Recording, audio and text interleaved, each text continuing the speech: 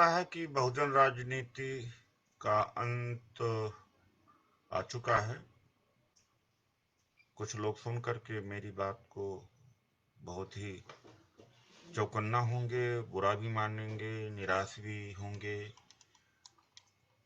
इसकी। लेकिन यथार्थता से, सच्चाई से हम भाग नहीं सकते। भावनाओं के आधार पर जिंदगी हम नहीं जी सकते हैं। और ऐसा ही हो रहा है। बहुजन बहुजन का नारा जब से शुरू हुआ है तब से कोई एक भी बड़ा अधिकार हमें नहीं मिल पाया है। और जितने अधिकारों का या भागीदारी का या देश के संसाधनों में दलितों का और आदिवासियों का भागीदारी हुई है, वो उसके पहले का है। चाहे फीस न ली जा रही हो पढ़ाई में, या जब कोटा का टाइम था, लाइसेंस का टाइम था, तो जो कोटा SC ST को दिया गया उससे सशक्तिकरण हुआ। बैंकों का राष्ट्रीयकरण हुआ, बैंक सबके लिए खुले। और निजी कंपनियों का भी राष्ट्रीयकरण हुआ, जैसे BPCL पहले निजी क्षेत्र में थी, इसका राष्ट्रीयकरण किया गया। एयर इंडिया पहले टाटा का था, इसका राष्ट्रीयकरण किया। यानी जो भी कुछ दलितों को मिला, चाहे हॉस्टलों का निर्माण हो या जमीन सुधार कानून लागू हुआ और पट्टे पर जमीनें मिली, पदोन्नति में आरक्षण है, और बैकलॉग भर्ती, लोन, कर्ज या एट्रोसिटीज एक्ट है, नवबौद्धों को आरक्षण की बात है। ये बहुजन आंदोलन के प्रभाव से एक भी ऐसा अधिकार मिला हो तो मुझे बताया जाए। मैं संवाद करने के लिए तैयार हूँ। कुछ लोगों को लग रहा होगा कि मैं क्या कह रहा हूँ। ये जो दलित समाज के लोग हैं ठेकेदार बन गए हैं। ठेकेदारी बंद करो, अपना ख्याल रखो।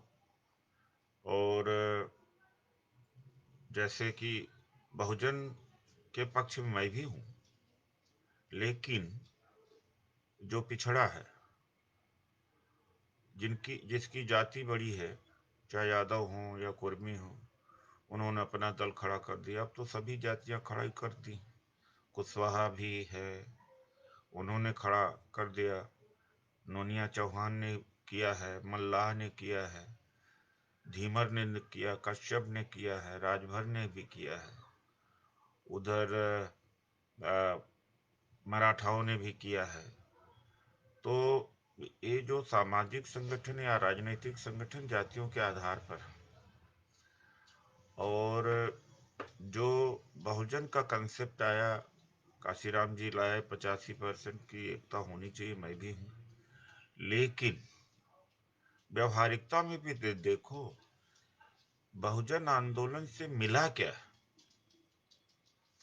अभी जब हाथरस का कांड हुआ, उसके बाद में तमाम बलात्कार की घटनाएं, मारपीट की घटनाएं हुई, तब क्या लगता है कि 4 बार दलित के दलित इस प्रदेश का मुख्यमंत्री रहा हो। कोई ऐसा गुणात्मक परिवर्तन मैं आंध्र प्रदेश की तुलना में, या कहा जाए हरियाणा पंजाब की तुलना में, ऐसा तो नहीं हुआ। बल्कि सबसे ज्यादा जो विकास दलितों का हुआ है, मैं आंध्र प्रदेश मानता हूँ, तेलंगाना, महाराष्ट्र, कर्नाटका। उत्तर प्रदेश में दलित उस मुकाबले में नहीं आ पाए, जबकि बहुजन आंदोलन का केंद्र रहा है उत्तर प्रदेश। तो कहीं से मेजरमेंट होना चाहिए। ये नहीं कि हल्ला गुल्ला से, तड़क भड़क से और गाली गलौज से और ये जो लंबे चौड़े भाषणों से अधिकार, सम्मान और भागीदारी दिखनी चाहिए, परिलक्षित होना चाहिए। कितने वाइस चांसलर हुए, कितने जजेज हुए, कितने बड़े ठेकेदार हुए, कितने लोगों ने अपनी इंस्टीट्यूशन बनाई, कॉलेजेस बनाए, यूनिवर्सिटीज बनाई, या और क्षेत्रों में सर्विस सेक्टर है उसमें भागीदारी कितना है, ये तो दिखता नहीं। और जो नौकरियां हैं ये तो पहले की, 90 के बाद में कोई खास नौकरी नहीं आई। 90 के पहले कभी विशेष भर्ती अभियान चलते थे कांग्रेस के टाइम में, जब केवल SC ST की भर्ती होती थी। और यही जो आज जिसके लिए हम लड़े, बैकवर्ड के लिए काशीराम जी लड़े कि मंडल कमीशन को लागू किया जाना चाहिए, और उसकी लड़ाई में प्रमुख भूमिका हम लोगों की थी, और पिटाई भी दलितों की हुई थी। पिछड़ों को तो उतना पता भी नहीं था ये उनके लाभ का है। और कांग्रेस की सरकार थी 1992 में, तो मंडल जजमेंट पक्ष में आ गया कांग्रेस। अगर बीजेपी की सरकार होती तो कभी भी पिछड़ों को आरक्षण न मिलता, क्योंकि इससे बड़ा क्या प्रमाण हो सकता है कि जब मंडल कमीशन लागू करने की घोषणा VP सिंह की सरकार ने किया, तो विरोध किसने किया? कमंडल पैदा उसी से हुआ ना। जो गुस्सा पैदा सवर्ण में हुई उसका फायदा बीजेपी ने उठाया। तो बल्कि ये कहा जा सकता है कि जिसकी लड़ाई दलितों ने किया मंडल कमीशन लागू करने के लिए, वही मंडल वाले कमंडल के साथ है, और उन्हीं के वजह से 2007 में आए और उन्होंने आरक्षण खत्म कर दिया। तो एक तरह से जो बहुजन है, बैकवर्ड है, जानबूझ के नहीं, अज्ञानता है उनमें, समझ नहीं है। उनमें से कुछ पढ़े लिखे लोग हैं, वो समझते हैं, वो अकेले हैं, समाज उनके साथ में नहीं है।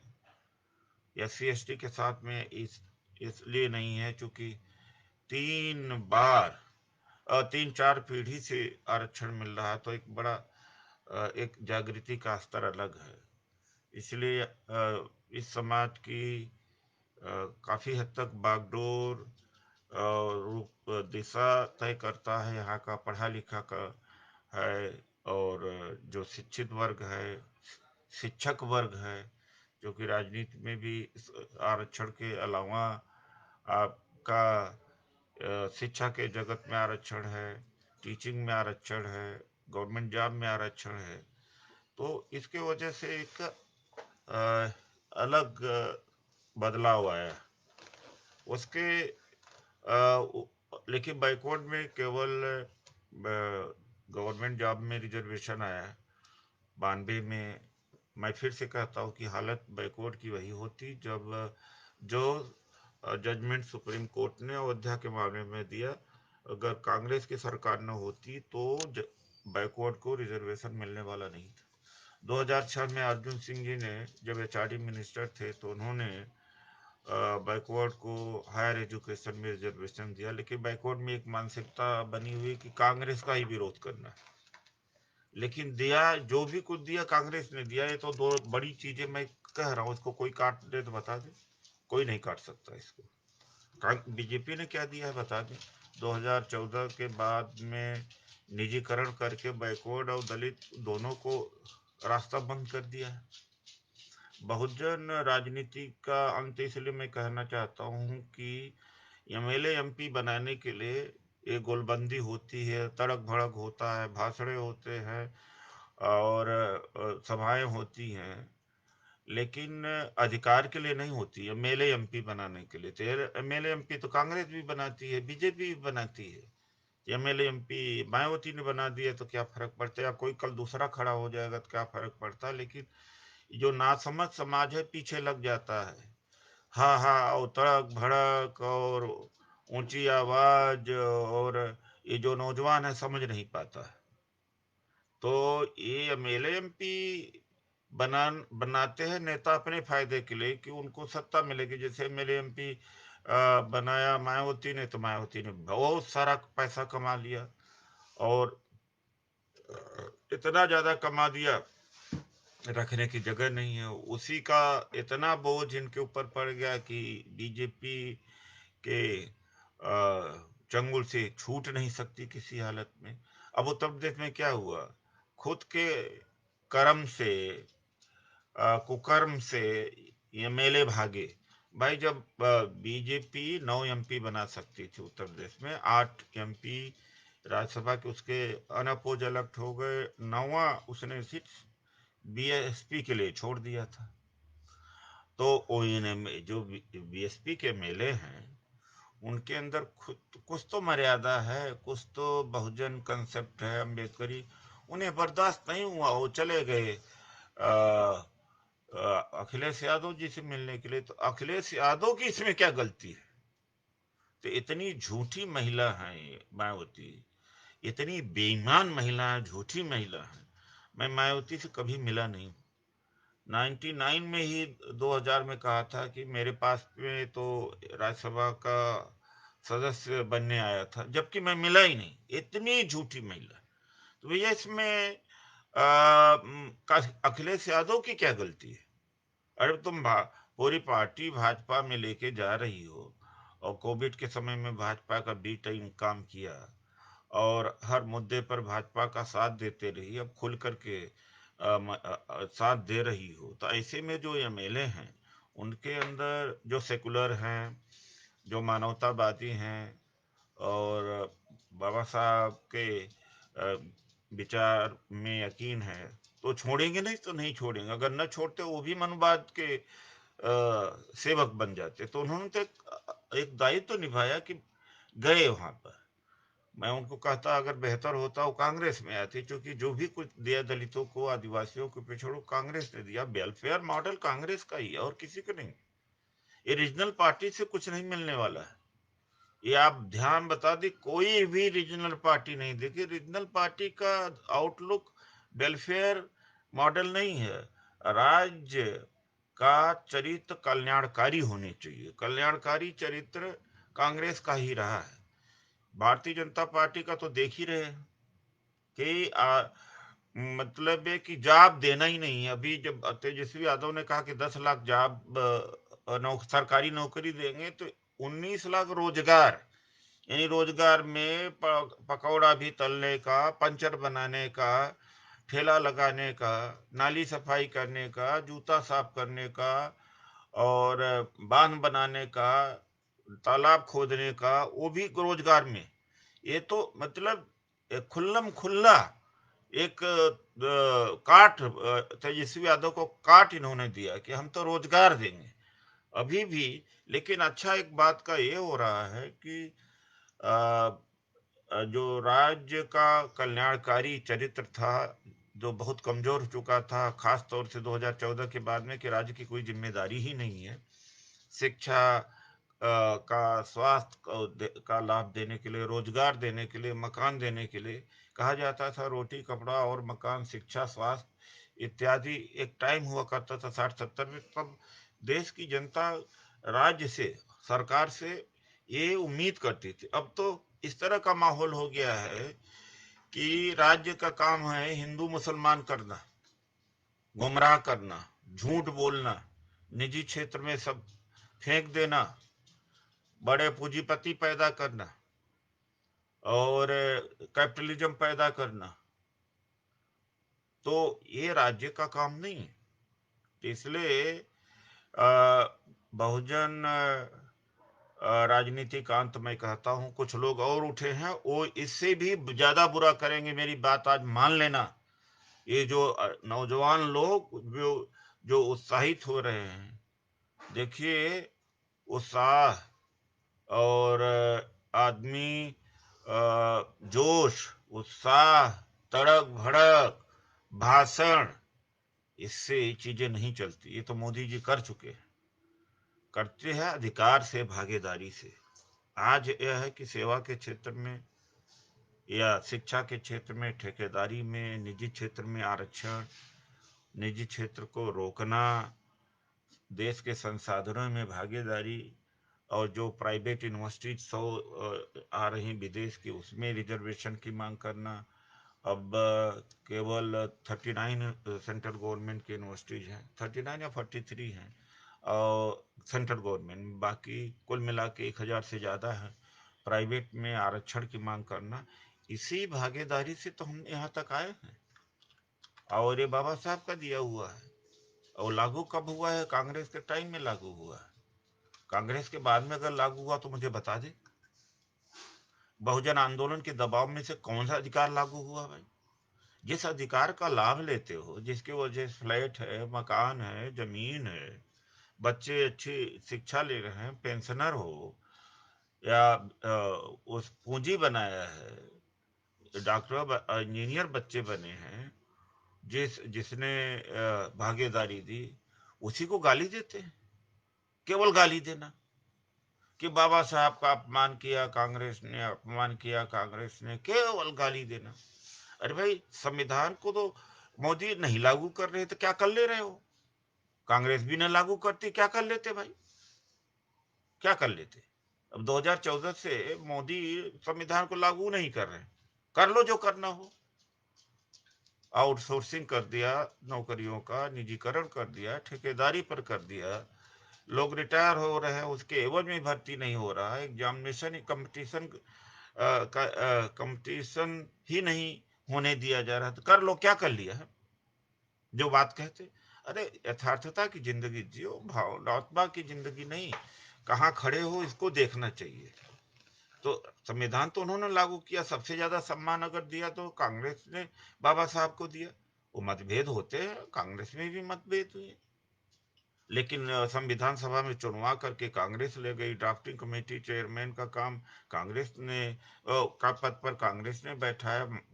कानून मंत्री बने तो कांग्रेस के वजह से बने।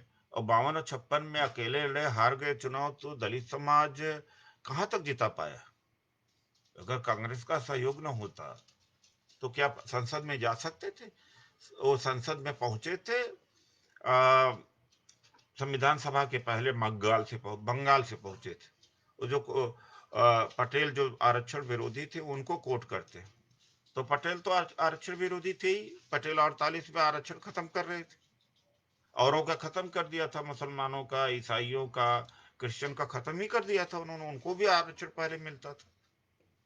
तो पटेल की बात को लेकर के, और वो भी आजादी के पहले की बात, और जब संविधान सभा बनी, देश आजाद हो गया, तो उनकी सदस्यता बाबा साहब की संविधान सभा की समाप्त हो गई।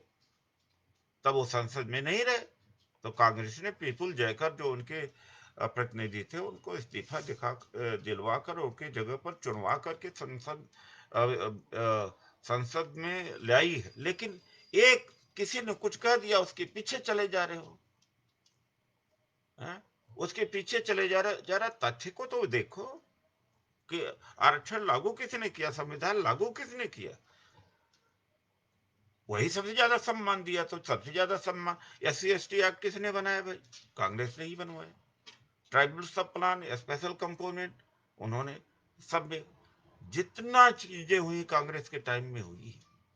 बहुजन आंदोलन के प्रभाव से कुछ तो बहुजन आंदोलन में एक बहुत बड़ा सब जवाब दिखा दिया, सत्ता आएगी तो हम देने वाले बनेंगे, और जो भी रहा वो चलता गया, उसके लिए लड़े नहीं, न लड़ा न लड़ने दिया। परिसंघ लड़ता रहा तो उसी को गाली देते रहे लोग। परिसंघ बहुत कुछ करा चुका होता। निजी क्षेत्र में आरक्षण का मामला मैंने 2002 में उठाया था, तो मायावती जी ने बिना नाम ले कमेंट किया था, अरे तो गुमराह कर रहा है। अखबार की कटिंग भी है मेरे पास, नाम भी लिया था, गुमराह कर रहा है। तो लोग अंधभक्त मत बनो, जैसे मोदी ने अपना अंधभक्त बना लिया है वैसा मत बनो। मैं भी कहता हूं कि जो मैं कह रहा हूं उसको भी देखो, परखो, कसौटी पर खरी उतरे तभी मानो। और कोई एक नया हो और हू हल्लड़ करके चलने लगे, अब सब उसी के पीछे चले लगे, तो भावना से नहीं, देखो क्या मिल रहा है, सवाल करो क्या मिल रहा है। ये आदमी क्या भावनाओं में बहा रहा है, जैसे कि बड़ा शब्द बाग दिखा दिया, 5 साल तक सड़क खाली, संसद में जो चुन के गए उनको बोलने की इजाजत नहीं, विधानसभा में इजाजत नहीं। काशीराम जी खुद पार्लियामेंट में जाके बोलते नहीं थे, साइन करके चले आते थे। मायावती का पार्लियामेंट में जाने का क्या मतलब है? क्यों इस्तीफा दे दिया सब? इस्तीफा देके क्या उखाड़ लिया कि सड़क पर चले गए? वो राज्यसभा से इस्तीफा मायावती ने दिया तो फिर सड़क पर जाना चाहिए, गली चौराहे तक अपने कार्यकर्ताओं को कहना चाहिए कि चलो निजी क्षेत्र में आरक्षण की लड़ाई लड़ो। या जो जमीन पट्टा पर दी गई है, काबिज नहीं हो, करो। स्पेशल कंपोनेंट प्लान में लगभग 1.25 लाख करोड़ रुपया SC ST का है, लागू हो रहा कि नहीं लागू हो रहा? निजीकरण जो शिक्षा का, उसका विरोध करो। इसके लिए इस्तीफा देते भाई? इस्तीफा देकर चार दीवारी के अंदर बंद हो जाना। मैं तो हैरान हूं भाई, कोई मानसिक जांच कराओ मायावती का। वो घर के अंदर ही बंद, बहुत लोग कहते भैया ये घर के अंदर ही बंद रहती, न किसी से मिलना न जुलना, सारा चीज। कोई मानसिक दिक्कत है क्या? अब तो बहुजन आंदोलन का अंत भी कर दिया। अरे भाई, इतना अच्छा बहुजन आंदोलन फिर से बन गया था अखिलेश जी। समाजवादी पार्टी झुक करके इनको ज्यादा सीट दिया। 2014 में जो एक भी लोकसभा का सीट नहीं मिली, 2019 में 10 सीट मिली और बेहद सम्मान दिया, और बिना वजह अलायंस तोड़ दिया। पूरे देश में एक नई लहर पैदा हो गई थी कि SC ST OBC मिलकर के हुकूमत कर लेंगे। फिर से धोखा दिया समाज को। तो मायावती से कोई उम्मीद नहीं, और मायावती की वैरायटी के लोगों का कोई उम्मीद नहीं जो हो वल्लड़ कर रहे हैं, MLA MP बना के कर रहे हैं। ये कांग्रेस और बीजेपी से ज्यादा MLA MP बना लेंगे। MP MLA बनाने का लड़ाई कर रहे हैं इसलिए कि उनको ताकत मिले। हम लोग परिसंघ के लोग अधिकार की लड़ाई लड़ रहे हैं। हमें नहीं MLA MP बना के अपने को पावरफुल बनना है, पैसा कमाना है, शोहरत कमाना है, और आ, मतलब है कि अखबारों में टेलीविजन में आना है, कोठियों बंगलों में रहना है। हम कुर्बानी देने वाले में से हैं परिसंघ। हम समाज की लड़ाई लड़ते हैं, अधिकार की लड़ाई लड़ते हैं, भागीदारी की लड़ाई लड़ते हैं। ये MP MLA की लड़ाई लड़ रहे हैं तो मत इनके चक्कर फंसो।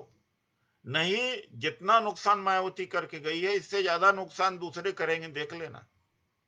ये मेरी बात नोट कर लेना। मैं 10 15 20 साल से कह रहा था कि मायावती नुकसान करेगी ना। मुझको ही लोग कहते थे मैं गलत कर रहा। आज मैं सच हुआ कि नहीं सच हुआ, और पहले से सच हो चुका हूं। कौन से एक अधिकार को लेकर के लड़े? हिम्मत है कि CBI के खिलाफ बोले, हिम्मत है सुप्रीम कोर्ट के खिलाफ बोले, मायावती की हिम्मत है। मैं पार्लियामेंट में जब प्राइम मिनिस्टर बैठे तो हमने कहा सुप्रीम कोर्ट मनवादी है, जातिवादी है। एक बयान कोई ऐसा आज तक दिया हो तो बताए। तो भाई जानो, देखो, परखो, व्यवहार में तब मानो वरना न मानो। यही मैं आपसे कहना चाहता हूं। ये मैं नहीं कहता हूं कि तो मेरे ही फॉलोअर हो जाओ या परिसंघ के साथ हो। काम तो देखो हमारा। ये भावना पर तो न जाओ, तड़क भड़क पर तो न जाओ, भाषण पर तो न जाओ, भीड़ पर तो न जाओ। क्या मिलेगा ये तो देखो।